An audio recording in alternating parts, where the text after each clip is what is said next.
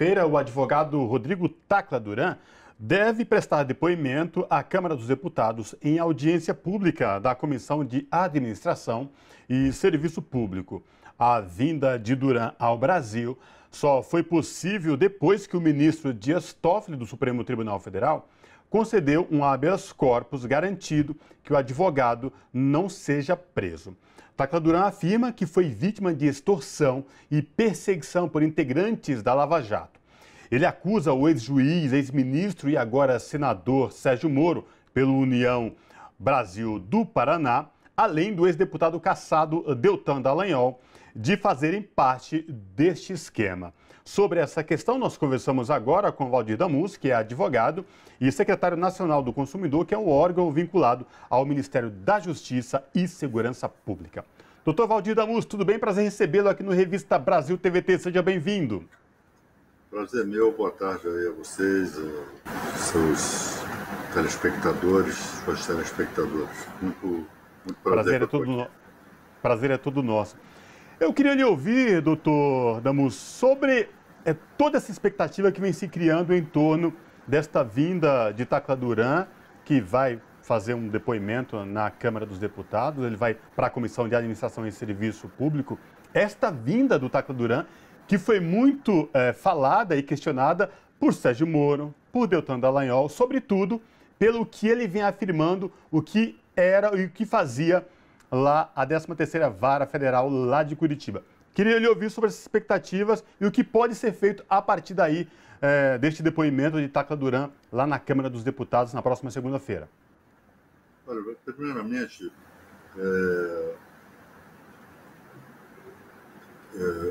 depois vocês confirmem ou não o que eu vou informar aqui, mas possivelmente ele não virá na segunda-feira. Tá? É a informação que eu tenho. Por quê? É uma situação que na Espanha ela é uma situação muito complicada para o Rodrigo Tacla Duran. E por quê?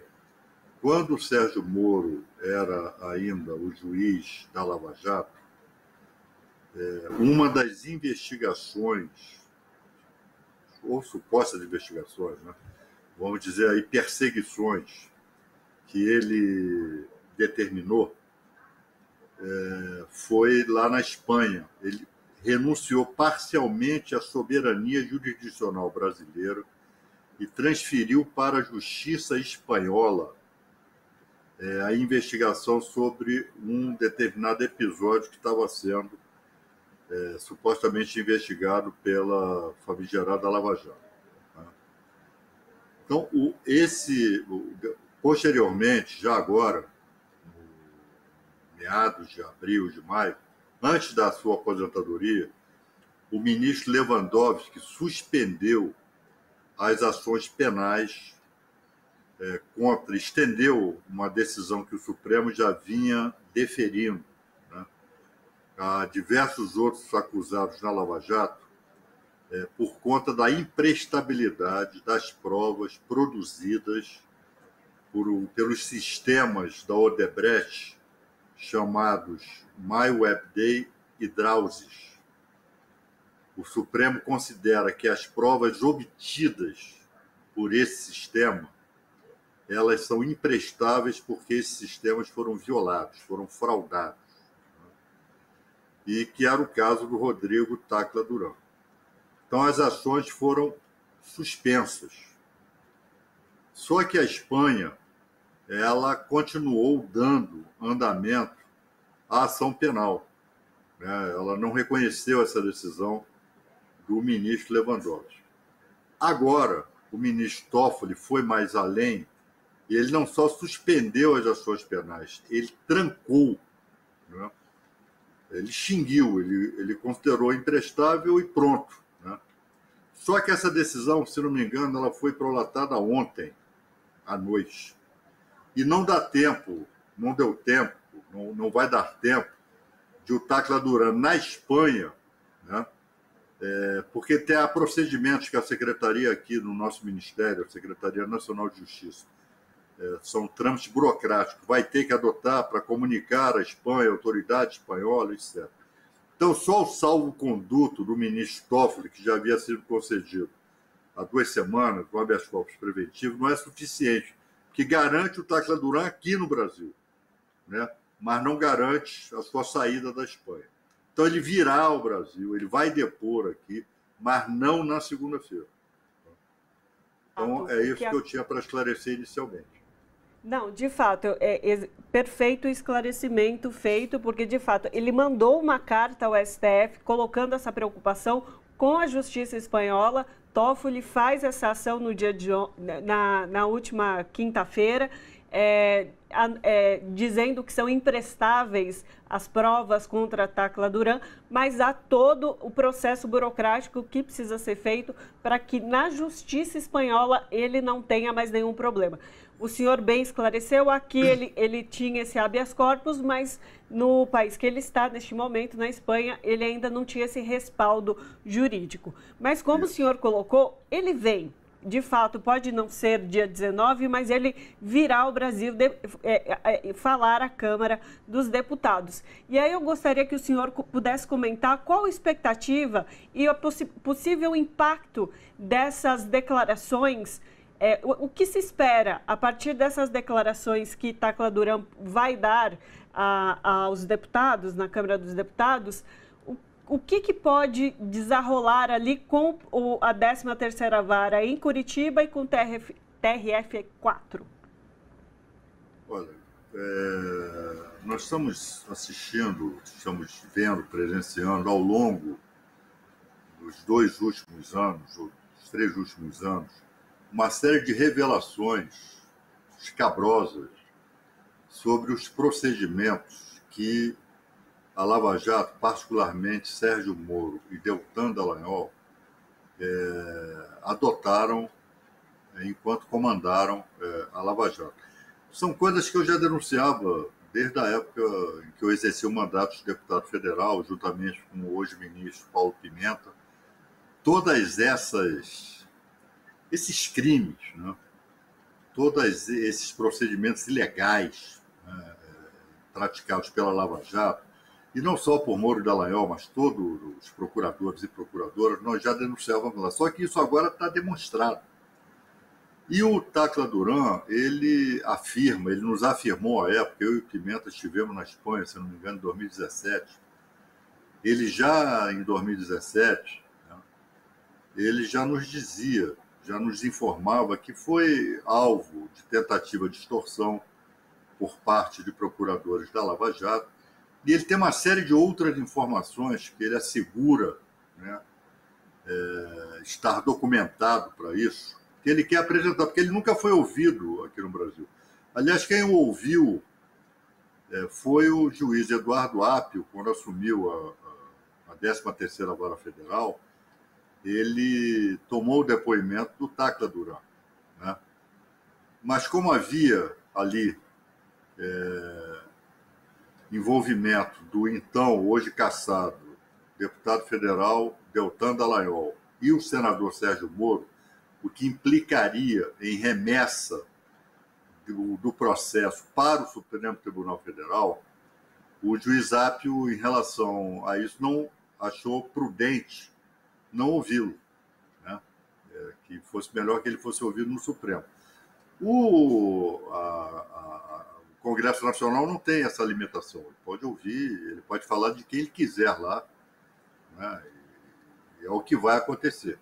Então, são informações que ele assegura, repito, né, em relação a elas estar documentado, que podem causar aí um terremoto, né? Porque envolve diretamente Sérgio Moro, Dallagnol e os demais procuradores lá e outros personagens, advogados, enfim, que estariam aí envolvidos aí nesses episódios, né, que dizem respeito ao Rodrigo Tacla Duran. Então vai ser um depoimento muito importante, né? Isso pode implicar criminalmente o Sérgio Moro e o Deltan Dallagnol.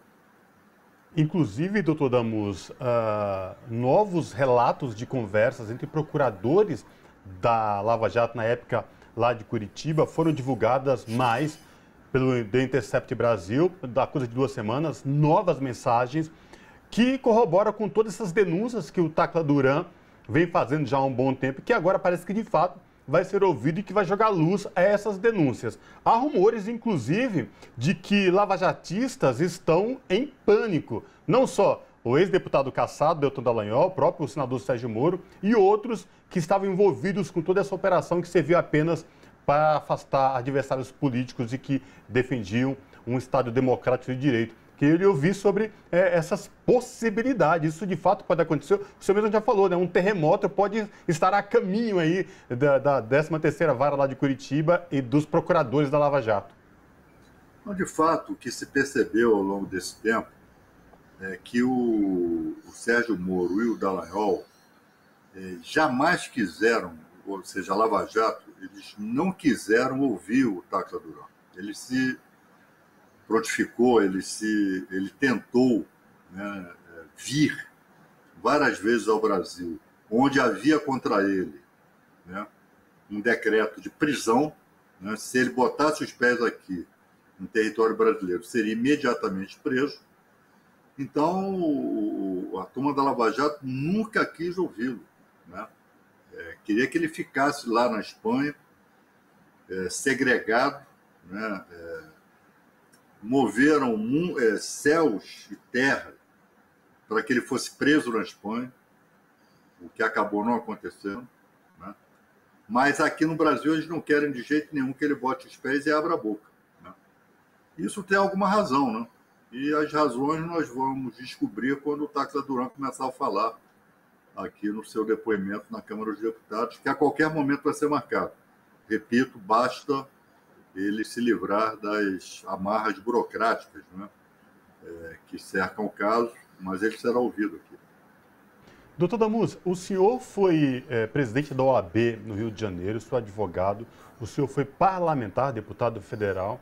Queria lhe ouvir do ponto de vista do processo legal. Como é que fica na literatura jurídica brasileira este episódio envolvendo a 13ª Vara de Curitiba, com os procuradores da Lava Jato, com o ex-juiz Sérgio Moro, porque é uma mancha que não tem como ficar apagada do nosso sistema judiciário, ou não, doutor Damus?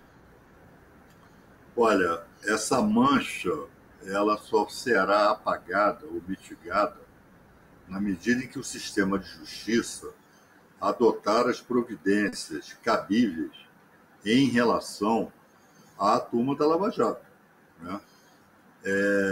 O que os diálogos mostram é que houve prática de crime, os mais diversos.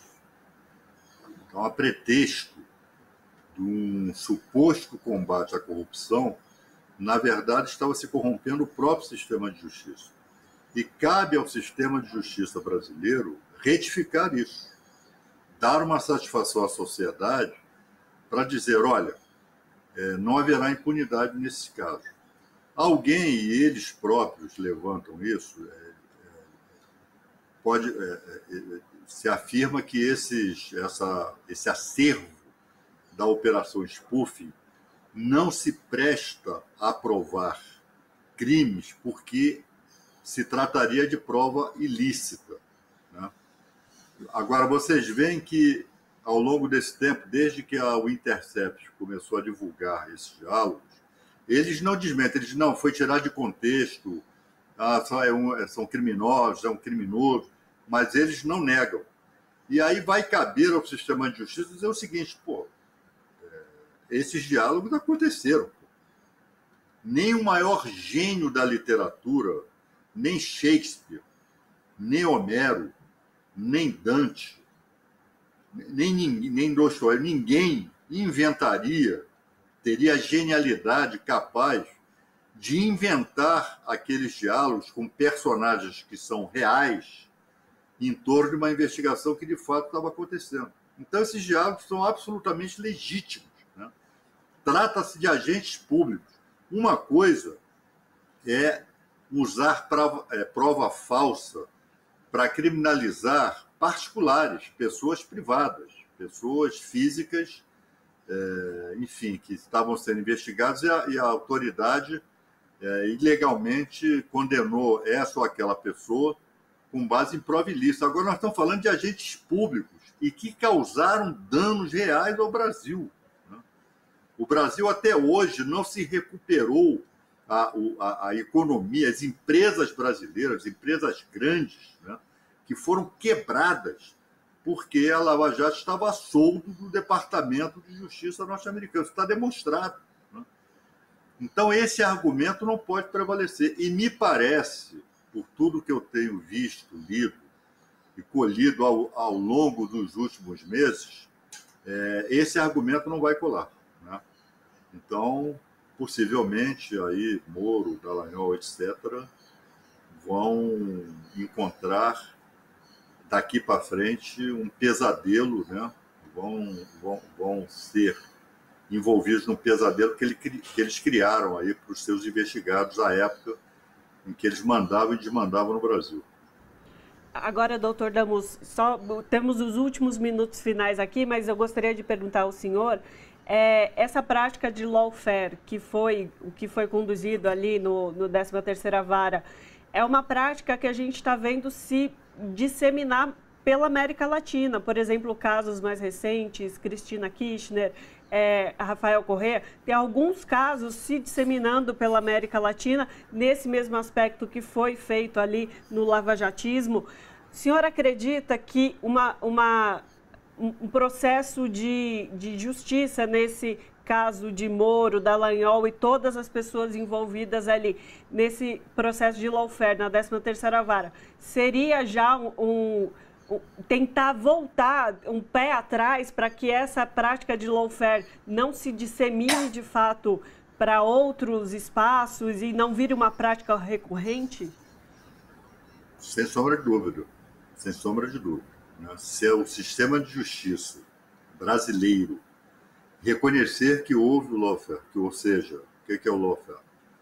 É a utilização do processo para fins de perseguição política. Se reconhecer que houve essa prática e puna os responsáveis, isso vai ser uma mensagem para todo mundo. Eu me lembro, eu era deputado ainda, e o presidente Lula, haveria o julgamento no TRF da 4ª Região, o recurso dele contra a decisão do Sérgio Moro. Eu tenho a impressão que foi nessa época que eu fui a diversos países da Europa, na condição de parlamentar, para denunciar o que estava acontecendo aqui no Brasil. E me lembro que em Portugal eu me reuni com lideranças, né, partidárias, lideranças políticas, do sistema de justiça de Portugal, e eles me disseram, olha, a Lava Jato conseguiu exportar, isso está acontecendo aqui em Portugal também, né? Citando expressamente a Lava Jato. A Lava Jato ela serviu de mau exemplo, né, para diversos episódios, né, de perseguição. E eu não estou falando aqui de culpa ou inocência. A culpa ou a inocência deve ser apurada no devido processo legal, né? E a Lava Jato contribuiu, na verdade, para que culpados ficassem impunes, porque todos esses processos da Lava Jato estão sendo anulados. Então, mesmo aqueles que praticaram corrupção estão se livrando devido às nulidades causadas por esses responsáveis, né, que comandaram a Operação Lava Jato naquele período. Para você ver que não vale a pena, aquele velho ditado, o crime não compensa, vale para a turma da Lava Jato, né? Porque o necessário enfrentamento à corrupção foi prejudicado exatamente por aqueles que diziam que estavam combatendo a corrupção e favoreceu quem é culpado. Ok, perfeito. A gente então fica aí na expectativa para saber quando será e como se dará o depoimento do Tacla Duran, que é de fato um elemento importante nesse processo. Conversamos com o Vadir Damus, que é advogado e secretário nacional do Consumidor, órgão vinculado ao Ministério da Justiça e Segurança Pública. Advogado, muitíssimo obrigada pela sua participação conosco aqui hoje. Eu que agradeço, estou à disposição para quando chamado for atender ao chamado. Tá? Abraço. Boa tarde a todos. Abraço.